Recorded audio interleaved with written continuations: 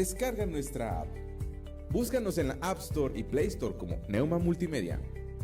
Neuma Multimedia. Proyecto Esperanza de vida y salvación.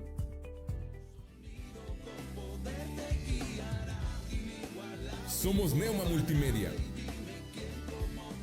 proclamando la palabra de Jesucristo, dando a conocer el mensaje de esperanza a cada familia, llevando el evangelio de salvación a cada rincón del planeta, enviando hasta tus oídos predicaciones, alabanzas y estudios que edificarán tu vida. Somos Neuma Multimedia. Me hace falta oír tu voz, invitándome a entrar.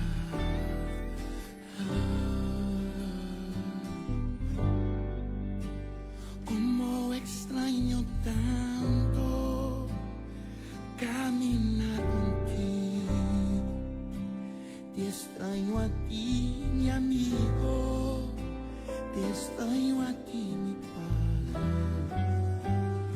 Padre, Padre,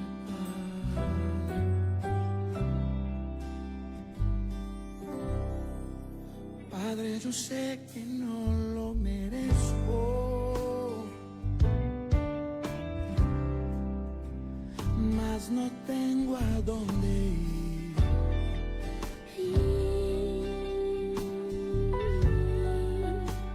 Me hace mucha falta conversar contigo. Te extraño a ti, mi amigo. Te extraño a ti, mi Padre. Mi Padre.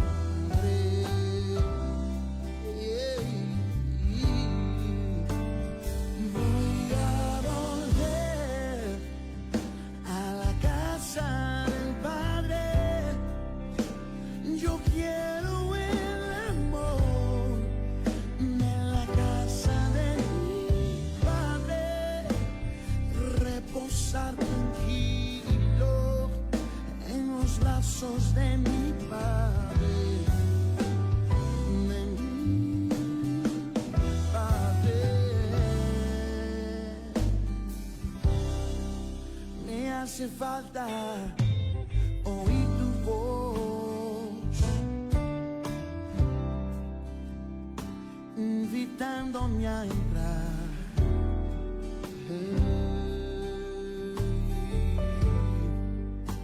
Como extraño tanto caminar contigo, te extraño a ti, mi amigo, te extraño a ti, Padre.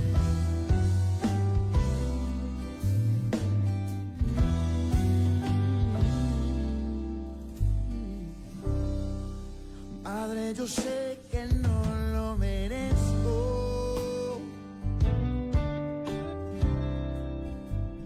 mas no tengo a dónde ir.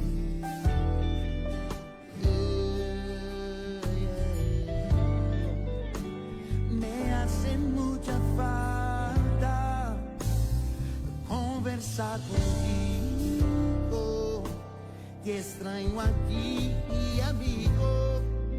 Te extraño a ti, mi Padre. Mi Padre. Oh, yeah. Voy a volver a la casa del Padre. Yo quiero el amor de la casa de mi Padre.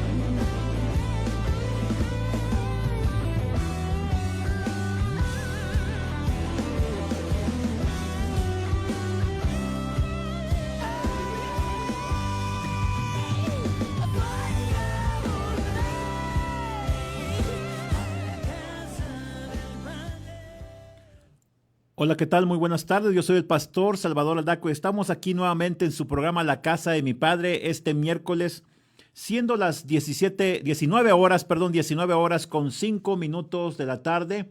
La temperatura es de 23 grados Celsius, una temperatura muy agradable. Y nos da mucho gusto que usted esté aquí con nosotros. Le recordamos que hay una vía de comunicación que es el 844-501-5590, 844-501-5590. Si usted tiene alguna petición de oración, alguna necesidad espiritual, emocional, física, nos la quiere compartir y de esta manera sobrellevar unos las cargas de los otros. Con todo gusto usted puede comunicarse con un servidor. Además está el teléfono aquí en cabina. Están nuestras diferentes redes sociales. Estamos a través de YouTube. Estamos en la página neumamultimedia.com, www.neumamultimedia.com. Estamos también en Facebook, en la página correspondiente. Y yo soy el pastor Salvador Aldaco, recordándole que estamos estudiando el libro de los Salmos. Es una serie que hemos titulado Salmos para vivir, Salmos para la vida, que yo sé que está siendo de bendición para usted que nos está escuchando. Yo sé que Dios le ha traído para que usted pueda ser bendecido con su palabra. Y hoy llegamos al Salmo número 6 y este estudio lo he dividido en dos partes, debido a que en la primera parte vamos a explicar el contexto histórico y bíblico en el cual se surgió este salmo. Y cuando llegamos al Salmo número 6, estamos llegando a una serie de salmos que está a través del libro de los Salmos. Están estos libros o estos capítulos están distribuidos de tal manera que se le conoce como los salmos penitenciales. Y son diferentes salmos que escribió David. Y cuando hablamos de penitencia, hablamos de el dolor que se siente después de haber pecado. Y cuando nosotros reconocemos el pecado, lo confesamos y buscamos y anhelamos el perdón divino y la restauración de nuestra alma. Y entonces llegamos al Salmo número 6 y se abre esta cortina de lo que es los salmos penitenciales, que son 7 y que están distribuidos a través del libro de los Salmos. Y hoy vamos a estudiar el primer salmo penitencial, que es el número 6. Pero además los otros salmos son el Salmo 32, el Salmo 38, el Salmo 51, el Salmo 102, el 130 y el 143. Estos 7 salmos son los que David compuso cuando David reconoció su pecado. David había adulterado, había desobedecido a Dios, había asesinado, había actuado impunemente, pero David no escapó de la justicia divina. David entonces llega un momento en que es ajusticiado por Dios y David siente todo el peso de la ira divina, pero también él reconoce la necesidad de ser perdonado. David ayuna durante 7 días y yo reflexionaba que probablemente esos 7 días fueron en los cuales David escribió estos diferentes salmos que yo le estoy compartiendo, los salmos penitenciales, que hablan del dolor a causa del pecado, el anhelo de la restauración, la confesión, el anhelo del perdón divino, y que bien nos haría a nosotros leerlos, reflexionarlos, meditarlos, estudiarlos, y entonces aprender acerca del perdón desde el punto de vista humano, pero además aprender el perdón que Dios nos da cuando hay un verdadero arrepentimiento, porque una cosa es el remordimiento y otra cosa es el arrepentimiento. Ambos son dolorosos, ambos son procesos psicológicos que provienen del alma, pero la diferencia entre el perdón y el arrepentimiento es que el perdón tiene un anhelo, y es el anhelo de abandonar sinceramente el pecado, mientras que el arrepentimiento es completamente humano. Ahí no hay participación divina. Ahí no se anhela abandonar el pecado, solamente superar el dolor causado. Entonces nos damos cuenta que el arrepentimiento es algo espiritual, mientras que el remordimiento queda en algo puramente psicológico. Y entonces nos damos cuenta también la importancia del perdón, pero sobre todo la importancia del arrepentimiento en nuestras vidas. Yo quiero leerle el Salmo número 6 que dice de esta manera, y empieza diciendo con algunas indicaciones, al músico principal. David este salmo se lo encargaba al músico principal, que era el encargado de ejecutarlo dentro del templo de Jerusalén, o al menos así llegaría a ser, porque en ese entonces el templo de Jerusalén aún no había sido construido. Pero esa era la indicación, y dice con nejinot, es decir, con instrumentos de cuerdas, sobre seminit, habla de una octava elevada. El canto debería de elevarse una octava, igualmente la música. Y esto habla del anhelo de que nuestra voz sea elevada al ámbito divino y sea escuchada por nuestro Dios. Eso significa seminit. Y luego dice que es un salmo de David. Y David empieza orando de esta manera. Oh Jehová, no me reprendas en tu furor, ni me castigues con tu ira. Ten misericordia de mí, oh Jehová, porque desfallezco. Sáname, oh Jehová, porque mis huesos están abatidos. También mi alma está muy turbada. Y tú, oh Jehová, ¿hasta cuándo? Vuelve, oh Jehová, libra mi alma. Sálvame por tu misericordia, porque en la muerte no hay memoria de ti. ¿Quién te alabará en el Seol? Me he agotado de tanto gemir. Toda la noche inundo mi cama y con mis lágrimas empapo mi lecho. Mis ojos están debilitados por el pesar. Se han envejecido a causa de todos mis adversarios. Apartaos de mí todos los que obráis iniquidad, porque Jehová ha oído la voz de mi llanto. Jehová ha escuchado mi ruego. Y Jehová ha aceptado mi oración. Todos mis enemigos se avergonzarán y se aterrarán, retrocederán y de repente serán avergonzados. Es un salmo muy hermoso y habla acerca del dolor que David estaba experimentando a causa de las consecuencias de su propio pecado. Pero hay otro contexto aquí en este salmo que además es el libro segundo de Samuel, capítulo 11, porque hemos de reconocer que David, cuando escribió este salmo, David había sido descubierto en un pecado o varios pecados muy terribles. Segundo de Samuel, capítulo 11, y mira, aquí tenemos el contexto histórico del Salmo número 6.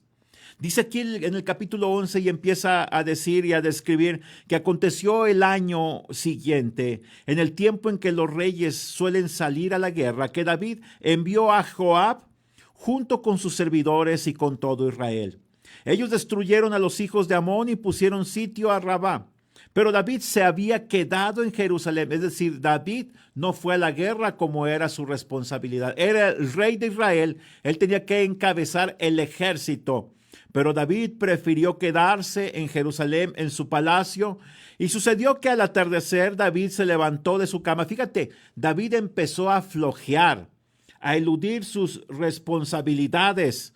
Y dice aquí que se levantó de su cama y paseaba por la azotea del palacio, cuando vio desde la azotea a una mujer que se estaba bañando. La mujer era muy hermosa. David mandó preguntar por la mujer y alguien le dijo, ¿no es Betsabé, hija de Eliam, mujer de Urías el Eteo?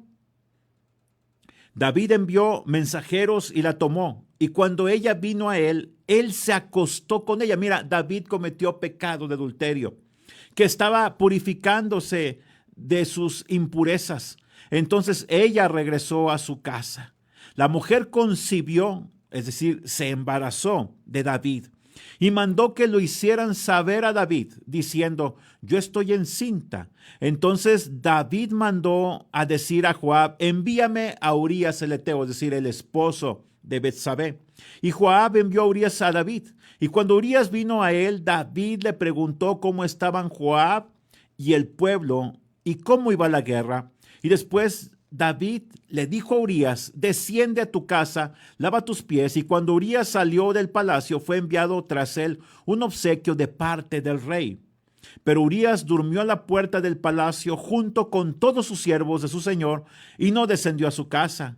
E informaron de esto a David, diciendo: Urías no descendió a su casa. Entonces David preguntó a Urías: ¿no has llegado de viaje? ¿Por qué no desciendes a tu casa? Es decir, David quería encubrir el pecado que había cometido. Manda a llamar a Urías, que era uno de sus mejores generales, de los más valientes. Lo manda a llamar del campo de batalla. Llega al palacio. David le dice: ¿sabes una cosa? Desciende con tu esposa, te doy unos días de vacaciones, ve con tu esposa, recréate con ella. Y la intención de David era que entonces Urías tuviera relaciones sexuales con Betsabé, y entonces, como decimos los mexicanos, le quería cargar el muertito. Quería cargarle el embarazo de aquel producto que Betsabé llevaba en su vientre, para que entonces Urías creyera que ese hijo era suyo. Pero su estrategia estaba fracasando, principalmente porque Urías era un soldado leal primeramente a su Dios Jehová. Segundo, era un soldado leal a su general, que era, ¿quién? Joab. En tercer lugar, era leal a su rey, que era David. Y entonces el razonamiento de este hombre Urías es: ¿cómo yo voy a descender y tener relaciones sexuales con mi esposa mientras los soldados de Jehová, mientras el arca de Jehová, el arca del pacto, están allá en la intemperie, en el campo de batalla? Yo no puedo hacer eso. Y por eso es que Urías prefirió dormir a las afueras del palacio de David. Esto empezó a aterrorizar a David. Entonces David, dice aquí la Biblia, que nuevamente manda a llamar a Urías, lo emborracha. Y dice: entonces, estando borracho, tal vez sí acceda a descender a la casa y tener relaciones con esta mujer. Pero ocurrió lo mismo. Entonces David, viéndose desesperado, urge y trama un plan que no podía fallar. Y el plan es este: escribe una carta para el general Joab, y esta carta sería llevada por el propio Urías. Y esta carta era una sentencia de muerte para Urías. La carta decía que cuando Urías fuera reintegrado al campo de batalla en la guerra, todos lo abandonaran. Y entonces ocurrió la tragedia. Urías lleva la carta, Joab se entera, llegan nuevamente al campo de batalla, y llega el momento en que la batalla estaba más encarnizada, y entonces todos huyen. Y entonces abandonan al pobre Urías, que murió. Cuando David se enteró de esto, David dijo: bueno, la guerra cobra las vidas de muchos hombres. Un día le toca a uno, otro día le toca a otro. Ahora le tocó a nuestro general Urías. Dejó pasar algunos días de duelo de esta mujer, Betsabé, y entonces David la toma por esposa. Y parecía que todo había pasado. Pero hay una frase lapidaria aquí en la Biblia, en el segundo libro de Samuel, capítulo 11, versículo 26, y mira lo que dice versículo 26 y 27. Al oír la mujer de Urías que su marido Urías había muerto, hizo duelo por su marido. Pasado el luto, David envió a traerla a su palacio. Ella vino a ser su mujer y le dio a luz un hijo. Mira, qué hermosa historia de amor. Qué hermosa historia, que pudiéramos decir que el amor triunfó. Pero no ignores todos los pecados y crímenes que David había cometido. Parecía que Dios estaba callado, pero Dios, aunque guardaba silencio, su silencio era de desaprobación, porque dice aquí el versículo 27 al final: pero esto, todo lo que David había hecho y que leemos en el capítulo 11 del segundo libro de Samuel, esto que David había hecho pareció malo a los ojos de Jehová. Dios estaba molesto con David. Dios estaba molesto con el pecado de David de adulterio, con la hipocresía de David. Porque quiero que entiendas que de Dios nadie se burla. De Dios nadie se burla. Mira, y entonces llegamos aquí a este salmo, el salmo número 6, que empieza y abre la lista de los salmos penitenciales, los cuales son 7. Y entonces vemos aquí que esta es una oración de arrepentimiento. Porque mira, David no salió a la guerra, David se dedicó al ocio, David tomó la mujer ajena, la deseó, consumó su pecado con Betsabé. David tramó un plan para cubrir su pecado y las consecuencias del mismo. Y es que mira, había una ley entre los heteos y Urías era heteo.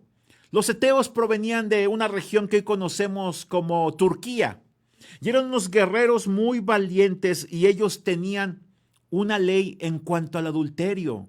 Por eso es que David actuó de esta manera, porque David estaba lleno de terror. Porque mira, dice aquí que ante el adulterio, un heteo o perdonaba completamente a la mujer y al ofensor y lo dejaba pasar por alto, lo ignoraba, o la otra opción era que los mataba a los dos. La segunda posibilidad llenó de terror a David. Y no solo se trataba de cuidar su prestigio como rey ante el pueblo, sino que él tenía temor a ser asesinado por Urías, el esposo ofendido. Así que él planeó intelectualmente el asesinato de Urías, el esposo de Betsabé. Y al no lograr que tuvieran relaciones sexuales, entonces ordenó su muerte. David había actuado hipócritamente. Dice la Biblia que esto que David hizo molestó tremendamente a nuestro Dios. Y entonces aquí nos damos cuenta de cómo se fue fraguando el pecado en el corazón, en los ojos de David, cómo lo llegó a consumar, y entonces llegaron las consecuencias terribles de su pecado. Y entonces vamos aquí al capítulo 12 del segundo libro de Samuel, y parecía que todo había salido bien para David. Dios está ahí guardando silencio. Y entonces pasa el tiempo, pasan los 9 meses, nace este bebé del cual no conocemos su nombre. Y me imagino que David estaba ahí en su palacio junto a esta mujer Betsabé. Y entonces David cargaba a este bebé en sus brazos. Y entonces de pronto ocurre algo, llega un profeta. Llega el profeta Natán, ¿sí? Y es que Dios no se anda con rodeos con respecto al pecado. Es algo que nosotros tenemos que entender. Nosotros debemos de entender que Dios, todo pecado que nosotros cometamos, Dios no lo va a pasar por alto. Y entonces llega de pronto esta escena en la cual está David en el palacio con su bebé cargado ahí en sus brazos. De pronto llega Natán. Natán era un gran amigo de David, pero Natán sobre todo era un siervo de Dios. Y entonces llega Natán y en el capítulo 12 dice que le empieza a contar una historia. Y entonces esta historia la empieza a describir aquí en el capítulo 12 del segundo libro de Samuel y dice de esta manera. Había 2 hombres en una ciudad, el uno rico y el otro pobre. El rico tenía numerosas ovejas y vacas, pero el pobre no tenía más que una sola corderita, que él había comprado y criado, que había crecido junto con él y con sus hijos. Comía de su pan, bebía de su vaso y dormía en su regazo. La tenía como a una hija, pero un viajero vino al hombre rico, y éste no quiso tomar una de sus ovejas o de sus vacas para guisarla para el viajero que le había llegado, sino que tomó la corderita de aquel hombre pobre y la guisó para el hombre que había venido a él. Mire, esta es una parábola que este hombre Natán, este hombre valiente, va y confronta a David por su pecado, debido a que él estaba siendo obediente a Dios, y le cuenta esta historia. Le cuenta la historia de un hombre rico y un hombre pobre. Un hombre rico que tenía numerosas ovejas, numerosos ganados, numerosos terrenos, numerosos criados. Y un hombre que era pobre, que solamente tenía su familia y tenía solamente una pequeña corderita. Y aquí viene entonces la similitud. ¿Cuál es el significado de esta parábola? El hombre rico era David. Él tenía muchas esposas, tenía muchas concubinas, tenía siervos bajo su cargo, tenía numerosos territorios. Dios le había dado todo. Y había un hombre pobre en esa ciudad. Ese hombre era Urías el heteo. Su esposa era su corderita.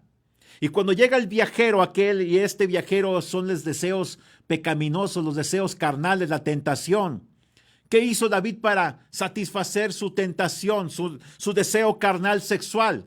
No fue y tomó una de sus esposas, una de sus concubinas, lo cual hubiera sido lo correcto.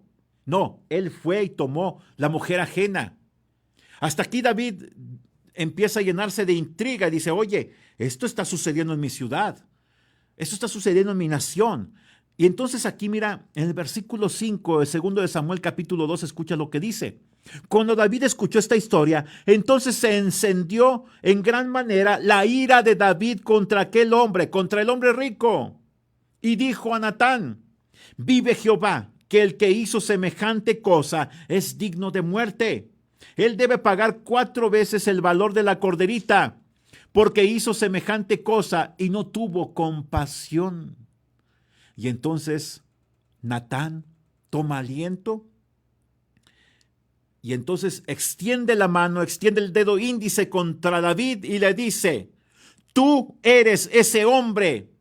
Y así ha dicho Jehová, el Dios de Israel. Yo te ungí como rey sobre Israel y te libré de la mano de Saúl. Te di la casa de tu Señor y puse las mujeres de tu Señor en tu seno. Te di la casa de Israel y de Judá. Y por si esto fuera poco, yo te habría añadido muchas otras cosas.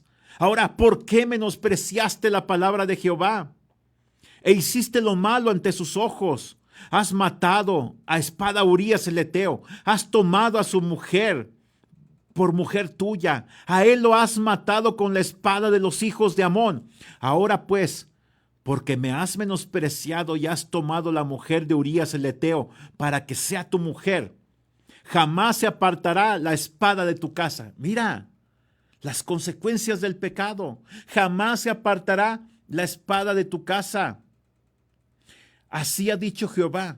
He aquí que yo levantaré contra ti mal de tu propia casa. Ante tus propios ojos tomaré tus mujeres y las daré a tu prójimo, el cual se acostará con tus mujeres a la luz del sol. Ciertamente tú lo hiciste en secreto, pero yo haré que esto suceda ante los ojos de todo Israel y en pleno día. David respondió a Natán, he pecado contra Jehová. Y Natán dijo a David, Jehová también ha perdonado tu pecado. Y mira, aquí veo yo 2 dolores. El dolor de Dios, que aunque estaba enojado contra David, también Dios sentía el dolor de ver a su hijo, de ver al rey que él había ungido, de ver al general, al soldado que había levantado, de ver a su guerrero, cómo cayó en el pecado, en la tentación. Vemos el dolor de David cuando él reconoce su pecado. Él sabe ahora que esa historia que le han contado tiene que ver con él. Tiene que ver con su propia historia personal. Y entonces David dice, he pecado contra Jehová. Podemos juzgar a David de lo que hizo. Actuó hipócritamente, fue flojo, eludió sus responsabilidades, cometió pecado de adulterio, asesinó, fue un hipócrita. Sí, podemos, y mucha gente lo hace, juzgarlo, condenarlo. Pero ¿qué hay de tus pecados y qué hay de mis propios pecados? Tú y yo hemos actuado como David en el sentido de decir, oye, he pecado contra Jehová. ¿Has reconocido tu pecado? Eso se llama confesión, eso es reconocer nuestro pecado. Y cuando Dios reconoció que David se había arrepentido verdaderamente, la orden fue, Dios ha perdonado tu pecado, no morirás. Pero como en este asunto has hecho blasfemar a los enemigos de Jehová, mira, todo mundo en Israel sabía los pecados que David había cometido. Por eso es que Dios le dice, hiciste que el pueblo blasfemara mi nombre. La gente se está burlando. La gente piensa que yo tengo preferidos, que no importa los pecados que cometan, ellos van a ser impunes ante el pecado y yo no los voy a castigar. Pero eso no es cierto, David. Has hecho blasfemar a los enemigos de Jehová. El hijo, ahora fíjese aquí las consecuencias del pecado. El hijo que te ha nacido morirá irremisiblemente. Y después Natán regresó a su casa. Hubo consecuencias. ¿Cuáles fueron estas consecuencias? La primera fue que le dijo, ¿sabes una cosa? tu hijo va a morir. Ese hijo que tenía en sus brazos, el cual la Biblia no nos da su nombre, ese hijo iba a morir. Segunda consecuencia, el reino le iba a ser quitado a David. Iba a ser entregado a uno de sus propios descendientes, y eso ocurrió más adelante en el capítulo 13, 14, 15, 16 y 17 del segundo libro de Samuel. Y luego tercera consecuencia, dice, lo que tú hiciste en secreto, otro nacido de tus propias entrañas lo va a hacer en público, y así ocurrió. Esta palabra se cumplió. Entonces nos damos cuenta de que las consecuencias del pecado de David fueron terribles, y es que pecar trae consecuencias terribles, y es que pecar nos aparta de Dios. Por eso es que David, aquí en el Salmo número 6, mira, escucha lo que dice: no me reprendas en tu enojo, ni me disciplines en tu ira. David empieza a sentir el enojo, la ira de su Dios. David empieza a clamar por compasión. David empieza a reconocer su debilidad. David empieza a reconocer su enfermedad, que era el pecado. David empieza a agonizar, empieza a sufrir las consecuencias físicas, emocionales, espirituales de su pecado. Ahora, cuando ocurrió esto, mira que David estaba ahí con su hijo, con su esposa recién adquirida. Y entonces dice aquí el versículo 15 del capítulo 12 del segundo libro de Samuel: entonces Jehová hirió al niño de la mujer de Urías que había dado a David, y enfermó de gravedad. David rogó a Dios por el niño. David ayunó, entró y pasó la noche acostado en el suelo. Los ancianos de su casa fueron a él para hacer que se levantase del suelo, pero él no quiso, ni tampoco tomó alimentos con ellos. David empezó a ayunar. Ese niño que tanto amaba, que tanto estaba disfrutando, que cargaba en sus brazos, que tanto lo hacía sonreír a David, de pronto llega una enfermedad y David empieza a clamar. Y pudiéramos decir, es que ¿por qué Dios es tan cruel con este pobre inocente? Hay misterios de Dios que nos va a costar entender. Pero lo que sí podemos entender humanamente hablando es que el pecado trae consecuencias. Escuchaba yo el testimonio de un hombre que empezó a practicar la hechicería. Empezó a aprender de un hechicero. Y cuando este hechicero falleció, él heredó a algunos clientes de este hechicero que lo empezaron a buscar a él. Les empezó a hacer algunos trabajos. Adquiría algunas sustancias, algunos ingredientes, iba a los panteones en la noche y hacía estos trabajos, estos amarres. Y entonces le empezó a ir bien económicamente. Pero él cuenta que una noche se le apareció una sombra negra, un espíritu, un demonio seguramente, el cual le dijo que todo lo que él hiciera tenía una consecuencia y que iba a pagar un alto precio a causa de ello. Este hombre se casa, tiene una mejor casa, compra un automóvil, empieza a ser exitoso, le empieza a ir muy bien porque tenía un buen ingreso a causa de la hechicería. Y dice que una noche estaba él dormido y que empieza de pronto a sentir la expresión esa que conocemos, que se le sube el muerto, y que él no se podía mover, estaba paralizado, y ve que aquella sombra entra a su cuarto, toma a su bebé y se la lleva. Y él no podía gritar, no podía moverse, no podía mover a su esposa, no podía hablarle o alertarla. Y de pronto pasa esa experiencia, él vuelve en sí y entonces ve a su bebé que está a un lado, estaba ahí físicamente, pero la bebé había muerto a causa del pecado de la hechicería. Y entonces este hombre dice, ese fue el precio que pagué por ser un hechicero. Abandonó la hechicería, pero ya el daño estaba hecho.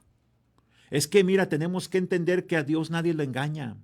Tenemos que entender que cuando nosotros pecamos, estamos haciendo que los enemigos de Dios blasfemen contra Él. Y sus enemigos no solamente son físicos, también son espirituales. Cuando tú te alejas de Dios, mira, hay gente que va a decir, mira, ese que era cristiano, ese que cargaba la Biblia, que iba con su familia a la iglesia, que había paz en su casa, mira ahora lo que hace, mete mujeres a su casa, ya se divorció. Sus hijos, mira, ahora están en los vicios, en las drogas. Su mujer, mira ahora dónde anda. Mira él mismo, ahora es alcohólico, ahora es drogadicto. Y entonces hacemos que la gente blasfeme contra Dios. Pero él era cristiano, dice la gente. Pero él era pastor, pero él era profeta. Pero él era siervo de Dios. Pero ella cantaba en la casa de Dios y mira la hora donde anda, en los antros. Y si tú eres verdaderamente hijo de Dios, tienes que entender lo que dice la Biblia, que Dios al que ama lo disciplina y azota a todos los que recibe por hijos. Que si somos hijos de Dios, nosotros tenemos que entender que Él nos va a disciplinar. Dice aquí, no me reprendas en tu enojo, ni me disciplines en tu ira, dice el Salmo número 6, versículo 1. Y aunque no querramos, tenemos que entender que lo mejor que podemos hacer cuando hemos pecado es agachar la cabeza, levantar nuestras manos, entregarnos a Dios y decir, Dios, ten compasión de mí. Como aquellos dos hombres que acudieron ante el templo y uno de ellos era un fariseo y él empieza a alabarse a sí mismo, mientras que el otro dice que ni siquiera quería levantar la cara ahí en la casa de Dios, sino que él se pegaba contra el pecho, se daba golpes de pecho, pero era una sinceridad que él tenía, un verdadero arrepentimiento que él tenía. Y lo único que él podía expresar era, Dios, ten piedad de mí, que soy un pecador. Bueno, este arrepentimiento es el que David empieza a experimentar, pero las consecuencias allí estaban. Por eso nosotros tenemos que ser muy cuidadosos, porque lo que está escrito en la Biblia es para nuestro aprendizaje. Porque cuando cometes adulterio, eres desleal a tu esposo, eres desleal a tu esposa, pero además eres desleal a Dios. Eres desleal a tu iglesia, eres desleal a tus hijos. Y podrás decir, es que no me pasó nada. Yo me salí con la mía. Pero cuántos matrimonios no he visto destruidos y cuántas vidas no he visto destruidas de gente que en su soberbia pensó que saldría adelante después del adulterio, después del divorcio, a causa del adulterio. Y hoy ves a sus hijos en las drogas, ves a sus hijos en los vicios, ves sus hijas perdidas en las fiestas, en el sexo.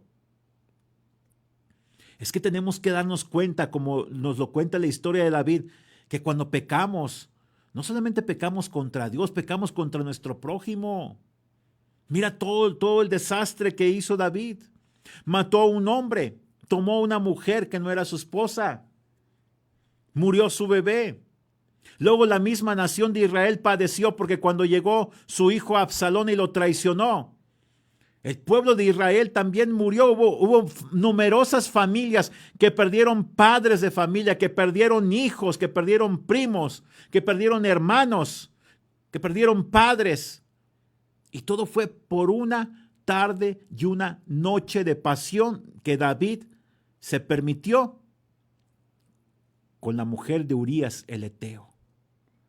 Es que el pecado trae consecuencias, destruye iglesias. Aquí destruyó a una nación,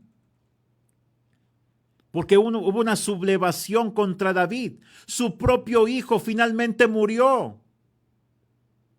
Y todo fue por una sola noche de pasión, por un pecado terrible que David cometió, que desencadenó otros. Y desencadenó una bola de nieve de consecuencias que se fue haciendo cada vez más grande y más terrible.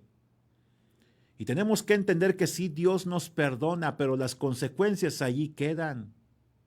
El alma se mancha, nuestro testimonio se mancha con el pecado. Y tal vez nunca más vuelvas a ser el mismo o la misma. Sí, Dios te perdonó. No morirás, no te vas a ir al lugar de castigo eterno, a la gehenna. Pero sabes una cosa, hay consecuencias del pecado y es lo que nosotros tenemos que aprender. Es lo que nosotros tenemos que temer. Oye, es que cuando pecas, no te da precaución, no te da terror que tus hijos, tus hijas, paguen las consecuencias. Que ellos lleguen a imitar tus patrones de vida, de adulterio, de pornografía, de pecado. Es por eso que tenemos que ser muy cuidadosos y cuidar nuestra vida y aprender de estos salmos. ¿Qué fue lo que David hizo? Y la próxima semana vamos a ver el Salmo número 6. Vamos a continuar con el Salmo número 6 la próxima semana. Así que aprendamos de David. David no se anduvo con rodeos en cuanto al pecado. David dijo, sí, yo pequé, Señor, lo reconozco. David tuvo que enumerar toda esa lista y mira, aquí la tenemos, 7 pecados que David cometió. Recapitulo, no fue a la guerra como era su obligación de rey. Ese fue un pecado. No fue responsable con sus acciones. Segundo, se dedicó al ocio. El ocio también dicen que es la madre de todos los males. Dicen que el ocio es, como dicen, es el taller del diablo. Además, dice aquí que David deseó a la mujer ajena, tercer pecado. Cuarto pecado, David consumó su pecado con Betsabé. Quinto pecado, David tramó un plan para cubrir su pecado. Es como aquellos que toman una deuda ante el banco y luego piden un préstamo para pagar otro préstamo, abren un pozo para tapar otro. Y fue lo que David hizo. Cometió un pecado mayor para tapar un pecado de por sí que ya era terrible. Sexto lugar, David planeó intelectualmente el asesinato del esposo de su amante. Y finalmente el séptimo pecado, 7 pecados, escucha. David actuó hipócritamente. Por eso es que dice la Biblia y decía Pedro, Señor, ¿hasta cuántas veces debo de perdonar al que me ofende? ¿Hasta 7 veces? ¿Y qué es lo que Jesucristo le dijo? No, hasta 70 veces 7. David, mira, si te fijas, no fue un solo pecado, fue una cadena de pecados. David se empezó a dar ciertas licencias. David empezó a ser permisivo con su propia vida. David perdió la disciplina. Y por eso fue que David cada vez se fueron agravando más sus pecados. ¿Todo comenzó en qué? Eludió sus responsabilidades. ¿Todo comenzó en qué? Empezó a actuar de una manera floja.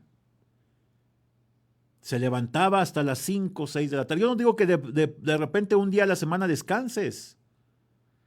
O sea, y más si vas a buscar a Dios como es el domingo. Pero ya cuando se te hace costumbre, 1 día, 2 días, 3 días, 4 días a la semana, levantarte ya cuando el sol está ocultándose. Y peor, dices, bueno, pues una carnita asada. Y peor, dices, bueno, pues una cervecita. Y luego, pues, ¿sabes qué? Mejor un 6. Luego un 12. Y luego hay gente que hasta se enorgullece de decir, me tomé un 24 yo solo. ¿Te fijas cómo empieza el pecado así de poco a poco avanzar en nuestra vida? Y entonces hasta que se hace una bola de nieve de consecuencias. Y entonces el pecado va incrementándose. Empiezas a ver a una mujer en la calle y la deseas en tu corazón. Te imaginas cosas con ella. A veces de repente te vas a atrever a decirle, a coquetearle, a expresarle lo que sientes, lo que quisieras hacer con ella. Tal vez te diga que sí, tal vez te diga que no. Y luego consumas el pecado cuando te vas a un hotel. Pero ya pecaste contra Dios. Hay que darnos cuenta que el pecado es una bofetada en el rostro de Dios. Hay que darnos cuenta que el pecado trae consecuencias negativas y que no son nada agradables. Es un momento de placer que no vale la pena cambiar un momento de placer por las bendiciones eternas que podemos perder.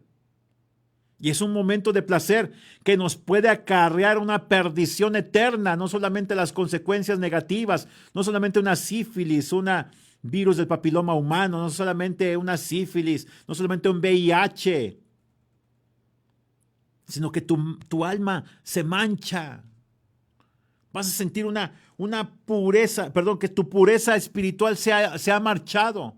Vas a sentir una suciedad espiritual que ningún jabón va a ser capaz de quitártela, ni el vinagre te la va a poder quitar, ni la lejía. Ningún jabón va a ser capaz de limpiar tu alma más que el perdón divino. Y aunque Dios te perdone, allí quedarán los recuerdos en tu mente y en tu alma. Y entonces dirás, oye, tanto que Dios me prometió y no se cumplió en mi vida porque yo preferí una noche de pasión. Y allí estarán entonces las consecuencias. Así que la próxima semana vamos a continuar con este estudio del libro de los Salmos, el capítulo 6. Hoy quería contarte el contexto acerca de este salmo, cómo fue que David fue cayendo en este camino descendente hacia el pecado y cómo arrastró a otros, cómo arrastró a una nación, cómo arrastró su relación con Dios, cómo muchos murieron. Para empezar, murió ese pequeño hijo que él había engendrado con Betsabé aquella noche de pasión. Y no se trata de juzgar a Dios, se trata de reconocer nuestro propio pecado. ¿Cuáles son tus pecados? ¿Cuáles son los míos? No tienes que decírselos a un pastor, a un profeta o a un apóstol, ni siquiera a mí. No, díselos a Dios.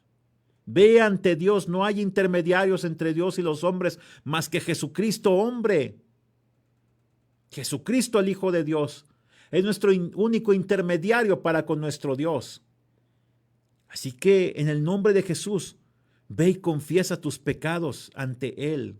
Yo no sé qué has pecado. Mira, a mí gente me ha confesado pecados y no confesado en el sentido de que yo tenga algún poder para perdonarlos, sino que ellos quieren desahogar su alma y entonces yo los he guiado a Dios, a que le pidan perdón a Dios. Yo no tengo ningún poder para perdonar sus pecados. Ningún sacerdote tiene poder para perdonar tus pecados más que solamente Dios. Así que debemos de acudir directamente ante Él. Y luego acudir a quien nosotros hayamos afectado y pedir perdón a esa persona. Y de alguna manera, como David lo dijo, pues tiene que restituir 4 veces más lo que le robó aquel hombre pobre. Tenemos que también aprender a restituir, porque poco se habla acerca de la restitución. Pedir perdón y restituir a los que nosotros hemos afectado. Como lo hizo aquel hombre Zaqueo. Si a alguien le he ofendido, si a alguien le he fallado, si a alguien le he robado, quiero pagarle 4 veces más lo que yo le robé. Y mira que había robado mucho, por eso es que la gente lo odiaba. Era un publicano, era un cobrador de impuestos. La gente los odiaba y los consideraba pecadores porque ciertamente vivían en muchos lujos y muchos excesos a causa de que ellos oprimían a su prójimo, le robaban, les cobraban impuestos de más. Tenemos que aprender a restituir, sí. Tenemos que aprender a pedir perdón, tenemos que aprender a confesar nuestros pecados. Confesar significa ponernos de acuerdo con Dios. Decir, sí, yo pequé. Yo hice estos pecados, Señor, y los reconozco. Ayúdame. Líbrame de estos pecados. Ya no quiero cometerlos. Eso es arrepentimiento, te lo digo. La diferencia entre arrepentimiento y la otra palabra que te comentaba, remordimiento. El remordimiento se queda en el ámbito de lo psicológico, pero el arrepentimiento va más allá dentro de nuestra alma, llega hasta el espíritu. Y este es un problema espiritual. El pecado es un problema netamente espiritual. Ningún sociólogo, ningún psicólogo te lo va a poder explicar. Solamente la palabra de Dios te lo va a poder explicar y te va a enseñar a buscar la fórmula para llegar a un verdadero arrepentimiento y encontrar verdaderamente el perdón de Dios. Bueno, Hemos llegado al fin de este programa el día de hoy. Me gustaría hacer una oración por ti, tú que estás escuchándonos. No sé cuál sea tu condición, pero quiero decirte que en Jesucristo hay perdón. En Jesucristo hay paz. Y que Él está dispuesto, y dice la Biblia que este es el tiempo aceptable, este es el día de salvación. Oremos. Padre, en el nombre de Jesús, quiero poner a todos aquellos nuestros oyentes en tus manos. Señor, si alguien aquí ha cometido pecados, te los confesamos, Señor. Reconocemos que contra ti solamente hemos pecado y hemos hecho lo injusto delante de tus ojos, como dice el salmista, Señor. Pero hoy me pongo a cuentas contigo y te pido que limpies mis ojos, que limpies mis manos, que limpies sobre todo mi corazón, Señor. Haz de mí una nueva criatura para poder tener esa relación contigo, donde tú seas mi Padre y donde yo sea tu Hijo. Señor, los que están enfermos, sea por cualquier causa, Señor, no importa, Señor, la causa por la cual están enfermos, sea diabetes, Señor, sea cáncer, Padre, sean llagas en su cuerpo, sea, Señor, lupus, cualquier enfermedad, cualquier espíritu de enfermedad, y si es aún una enfermedad espiritual, como la depresión, en el nombre de Jesús reprendemos todo espíritu de enfermedad y te pedimos que venga la sanidad obrada por tu Espíritu Santo, Señor. En el nombre de Jesús te pedimos todas estas cosas, Señor. Amén, Padre, amén. Bueno, que Dios le bendiga. Hemos llegado al fin. Nos vemos la próxima semana para continuar con este estudio del libro de los Salmos, el Salmo número 6. Y hoy yo te digo una cosa, que Dios no tiene problemas, Él tiene soluciones para tu vida. Que Dios te bendiga mucho. Nos vemos la próxima semana. Yo soy el pastor Salvador Aldaco. 844-501-5590 es el teléfono de un servidor. Gracias.